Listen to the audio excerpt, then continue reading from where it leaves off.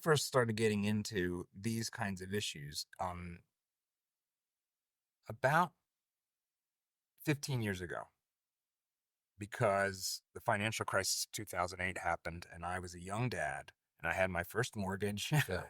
And I suddenly, for the first time in my life, was thinking about interest rates, which Yeah. no one had told me about or talked about. It wasn't a thing that you encountered in your education.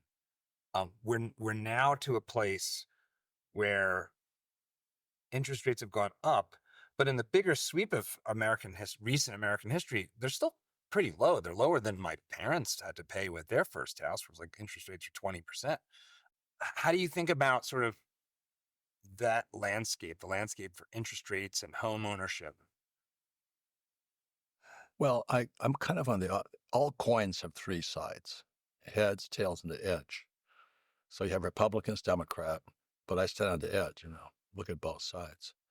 And you have right and left and all this stuff. So when I look at money, you have to see what's invisible. You have to see the other side. And so when the 2008 market hit, like I said, money was dead. What the banks were doing was they were borrowing money and then packaging debt as an asset so they could borrow more money. They're called derivatives. And the average American, since they're financially illiterate, they don't speak the language of money. When I speak a derivative, that's like if you get an orange, you cut it, you squeeze it.